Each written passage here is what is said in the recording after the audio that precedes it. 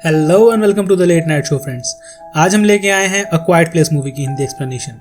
अ quite place 2018 में release हुई एक साइंस फिक्शन हॉरर मूवी है जिसकी IMDb रेटिंग है 7.5 out of 10।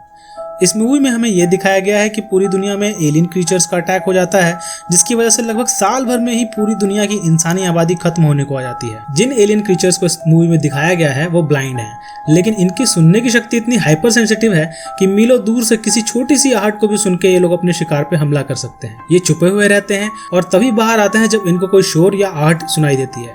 So without any further delay let's start. Movie के स्टार्टिंग में हम एबॉट फैमिली को देखते हैं, जिसमें 5 लोग हैं। हस्बैंड ली, उसकी वाइफ एवेलिन और इनके 3 बच्चे, जिसमें बेटी रीगन जो सुन नहीं सकती, बेटा मार्कस और सबसे छोटा ब्यू होते हैं। ये एलियन इन्वेजन का 89th डे होता है, जिसके बाद सिर्फ कुछ ही लोग जिंदा बचे होते हैं। और इस इन्वेजन के बाद इन लोगों का जीने का तरीका पूरी तरीके से चेंज हो चुका होता है।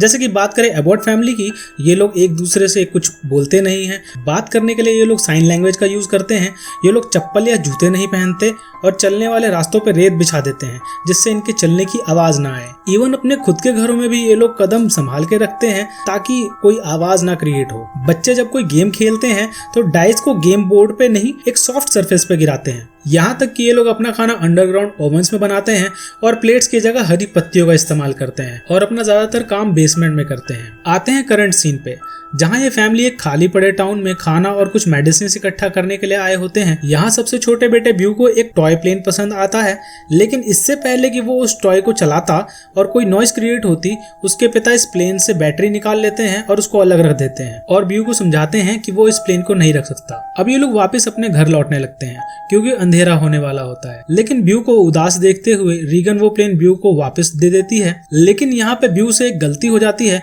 और वो वापस जाते हुए वो बैटरीज भी उठा लेता है जो उसके पिता ने निकाल के अलग रख दी होती है। नेक्स्ट सीन में हम इस फैमिली को अपने घर के पास का एक ब्रिज क्रॉस करते हुए देखते हैं, लेकिन तभी ब्यू वो टॉय प्लेन चला देता है जिससे एक बहुत तेज नॉइस होती है। यहाँ ली अपने बेटे को बचाने के लिए दौड़ता है, लेकिन इससे पहले कि वो अपने बेटे के पास पहुंच पाता, वो एलियन क्रीचर ब्यू पे अटैक कर देता है और उसे मार देता है। नेक्स्ट सीन में हम देखते हैं ब्यू की डेथ को लगभग 1 साल गुजर चुके होते हैं, लेकिन ली अभी भी इस बात को भुला नहीं पा रहा होता। रीगन अपने भाई की डेथ का जिम्मेदार खुद को मानती है और वो ये भी मानती है कि उसके पिता भी उसको ब्यू की डेथ का जिम्मेदार मानते हैं और इसी वजह से उसके पिता उससे नाराज हैं। एवलिन प्रेग्नेंट होती है और उसकी डिलीवरी डेट भी नजदीक होती है, जिसकी तैयारी एवलिन और ली मिल करके कर रहे होते हैं, क्योंकि डिलीवरी के टाइम पे बहुत शोर होता है और उसको दबाना बहुत ज्यादा जरूरी है, नहीं तो एवलिन और बच्चा दोनों की जान को खतरा होगा। इसलिए ली ने फार्म में फायर क्रैकर्स लगा दिए होते हैं, जिससे डिलीवरी के टाइम पे शोर को दबाया जा सके और इन क्रीचर्स को डिस्ट्रैक्ट किया जा सके। ली ने बच्चे को रखने के लिए एक वुडन बॉक्स भी बनाया होता है, जिसमें बच्चे को रखा जाए तो उससे रोने की आवाज बाहर ना जाए और बच्चे का दम न घुटे, इसलिए उसने ऑक्सीजन सिलेंडर की एक पाइप भी उस बॉक्स में सेट कर दी होती है। नेक्स्ट सीन में हम देखते हैं ली फार्म में बने एक बड़े से टैंक पे चढ़ जाता है जिसमें अनाज को स्टोर किया जाता है और वहां से एक मशाल जलाता है और मशाल के जलने के बाद हम दूर दूर तक और भी मशाल जलते हुए देखते हैं, जिससे हमें पता लगता है कि और भी लोग जिंदा हैं और साइलेंटली अपना जीवन बिता रहे हैं। रात होती है और ली खाना खाने के बाद अपने दूसरे घर के बेसमेंट में चला जाता है। यहाँ हम देखते हैं ली अपनी बेटी के लिए एक हियरिंग डिवाइस बना रहा होता है जिससे उसकी बेटी सुन सके, और जिसको बनाने में ली लगभग साल भर से लगा हुआ होता है, लेकिन उसका एक भी डिवाइस सक्सेसफुल नहीं हुआ होता। नेक्स्ट मॉर्निंग वो डिवाइस अपनी बेटी को देता है, लेकिन ये डिवाइस भी काम नहीं कर रहा होता, जिससे रीगन बहुत अपसेट हो जाती है। नेक्स्ट सीन में हम देखते हैं ली मार्कस को फिशिंग के लिए ले जा रहा होता है और रीगन भी साथ में जाने को कहती है, लेकिन ली उसे मना कर देता है और उसे अपनी माँ के साथ में रहने को कहता है, जिससे रीगन अपने पिता से नाराज हो जाती है और घर छोड़ के अपने भाई की ग्रेव पे चली जाती है। रीगन को लगता है उसके पिता उससे ऐसा बर्ताव इसलिए कर रहे हैं क्योंकि वो उसे उसके छोटे भाई की डेथ का जिम्मेदार मानते हैं। इधर हम ली और मार्कस को नदी किनारे फिशिंग करते देखते हैं, जहाँ ली अपने बेटे को बताता है कि नदी का शोर इतना है कि उनकी बात करने की आवाज यहाँ इजीली दब जाती है और हम लोग पहली बार बाप और बेटे को खुल के बात करते हुए देखते हैं। यहाँ मार्कस अपने पिता से पूछता है क्या वो ब्यू की डेथ के लिए रीगन को जिम्मेदार मानता है, जिसपे उसके पिता बताते हैं कि ये एक एक्सीडेंट था और वो इसके लिए किसी को जिम्मेदार नहीं मानते और वो रीगन से उतना ही प्यार करते हैं जितना वो मार्कस से या फिर ब्यू से से करते थे। इसके बाद ये लोग एक झरने पे जाते हैं जहाँ ये दोनों खूब शोर मचाते हैं। कुछ देर नदी पे टाइम बिताने के बाद ये लोग वापस घर की ओर लौटने लगते हैं, लेकिन तभी इनको रास्ते में एक बूढ़ा आदमी दिखता है जिसकी बीवी की लाश उसके सामने जमीन पर पड़ी होती है। जाहिर सी बात है कि इसकी बीवी पर भी उसी एलियन क्रीचर ने हमला किया था और अब वो भी जीना नहीं चाहता। ली उस बूढ़े आदमी को चुप रहने का इशारा करता है, लेकिन वो बूढ़ा आदमी नहीं मानता और जोर से चीखता है। तभी ली अपने बेटे को लेकर के एक पेड़ के पीछे छुप जाता है और वो बूढ़े आदमी के चीखने पे वो क्रीचर वहां आ जाता है और उसे ही मार देता है। और ली पेड़ के पीछे छुप करके ये सब देख रहा होता है। यहाँ फार्म पे एवलीन अकेली होती है और उसे लेबर पेन स्टार्ट हो चुका होता है। एवलीन अपनी आवाज दबा करके बेसमेंट में जाने लगती है, लेकिन तभी सीढ़ियों पे उभरी हुई एक कील एवलीन के पैर में चुभ जाती है, जिसकी वजह से उसके हाथ में जो फोटो फ्रेम होता है वो गिर के टूट जाता है और जोर की आवाज होती है, जिसको सुन के वो एलियन क्रीचर्स घर में आ जाते हैं। एवलीन एक वार्निंग सिस्टम ऑन कर देती है जिससे फार्म की सारी लाइट्स रेड हो जाती हैं ताकि उसकी फैमिली को खतरे के बारे में पता चल सके। तभी वो क्रीचर बेसमेंट में आ जाता है और वहां एवलीन एक अलार्म सेट करके रखती है, जिससे बजने पे क्रीचर डिस्ट्रैक्ट हो जाता है और एवलीन को बेसमेंट से बाहर निकलने का मौका मिल जाता है। लेकिन इससे पहले कि एवलीन घर से बाहर निकल पाती, एक दूसरा एलियन क्रीचर वहां आ जाता है और एवलीन बाथरूम में छुप जाती है, जहां उसे लेबर पेन और भी तेज होने लगता है। ली फार्म में लगी रेड लाइट्स देखते ही घर की तरफ भागता है, जहां वो एक एलियन क्रीचर को घर में घुसते हुए देखता है। ली अपने बेटे को फार्म में लगे फायर क्रैकर्स जलाने के लिए कहता है, जिससे वो इन क्रीचर्स को डिस्ट्रैक्ट करके घर से निकाल सके। फायर क्रैकर्स जलते ही दोनों क्रीचर्स घर के बाहर आ जाते हैं और एवलीन एक बेटे को जन्म देती है। ली अपनी वाइफ और बेटे को लेकर के अपने दूसरे घर के बेसमेंट में चला जाता है, लेकिन मार्कस और रीगन अभी भी बाहर ही होते हैं। रीगन फायर क्रैकर्स को देख के घर की तरफ भागने लगती है। जब रीगन फार्म पे पहुंचती है तब एक एलियन क्रीचर उस पे हमला करने वाला होता है, लेकिन तभी रीगन के हियरिंग डिवाइस में कुछ खराबी आ जाती है, जिसकी वजह से उसकी फ्रीक्वेंसी हाई हो जाती है, जिसे वो क्रीचर बर्दाश्त नहीं कर पाता और वहां से चला जाता है।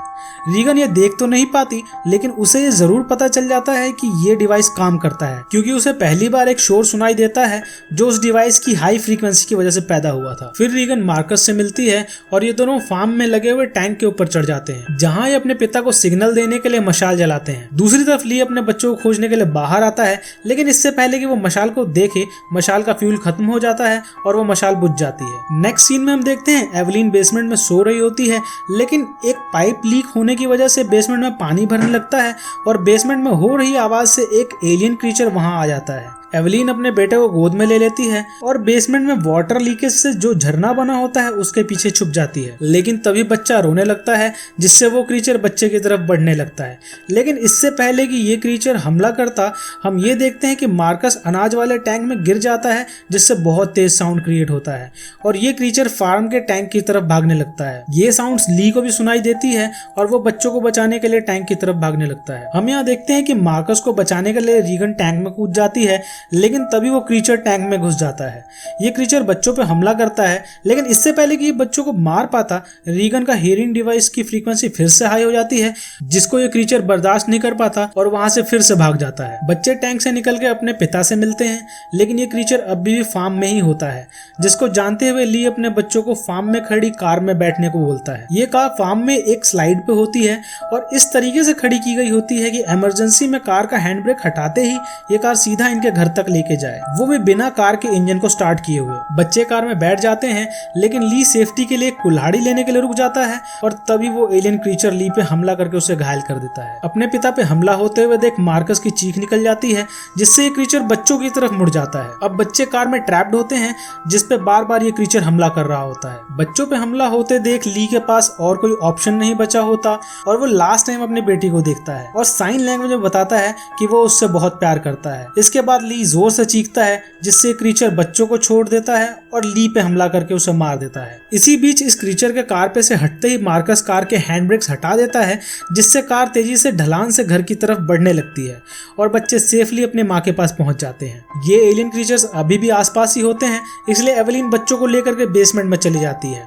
यहाँ रीगन अपने पिता के बनाए हुए ढेर सारे हियरिंग डिवाइसेस देखती है जो उसके पिता ने उसके लिए बनाए होते हैं और रीगन इमोशनल होकर के रोने लग जाती है। तभी एवलीन बेबी को मार्कस को दे देती है और उसे छुपने के लिए कहती है और खुद एक शॉटगन उठा लेती है। मार्कस के छुपते ही वहाँ एक एलियन क्रीचर आ जाता है और एवेलिन देख के ये हैरान हो जाती है। टीवी की हाई फ्रीक्वेंसी नॉइज से वो क्रीचर परेशान हो रहा होता है और सारे टीवीज तोड़ देता है। ये देख के रीगन अपना हियरिंग डिवाइस का फ्रीक्वेंसी हाई कर देती है और पाती है कि हाई फ्रीक्वेंसी नॉइज पे ये क्रीचर्स कमजोर हो जाते हैं और इनका आर्मर जैसा स्किन ओपन हो जाता है जिससे इनका फ्लैश दिखने लगता है। ये देख के रीगन अपना हियरिंग डिवाइस माइक पे लगा देती है और बहुत तेज हाई फ्रीक्वेंसी नॉइज निकलती है जिसे ये क्रीचर बर्दाश्त नहीं कर पाता और बेहोश हो जाता है। रीगन जैसे ही माइक बंद करती है ये क्रीचर एक बार फिर से हमला करता है, लेकिन इस बार ये कमजोर होता है और इसका आर्मर खुल गया होता है और एवेलिन इसके खुले आर्मर के बीच इसके सिर में गोली मार देती है जिससे क्रीचर मर जाता है। अब इन लोगों को एक चीज क्लियर हो जाती है कि हाई फ्रीक्वेंसी की नॉइज को ये क्रीचर्स बर्दाश्त नहीं कर पाते और इनका आर्मर कमजोर पड़ जाता है जिससे वो लोग इजीली इन क्रीचर्स को मार सकते हैं। तभी एवेलिन मॉनिटर पे और भी क्रीचर्स को देखती है जो उन्हीं की तरफ बढ़ रहे होते हैं और एवेलिन गन रीलोड कर लेती है और तैयार हो जाती है। मूवी यहीं पे खत्म हो जाती है। आपको हमारा ये वीडियो अच्छा लगा तो लाइक करें, कमेंट करके बताएं कौन सी मूवी की हिंदी एक्सप्लेनेशन आप देखना चाहते हैं। सब्सक्राइब करें हमारे चैनल को और बेल आइकन जरूर दबाएं ताकि आपको हमारे लेटेस्ट वीडियो की नोटिफिकेशन मिलती रहे।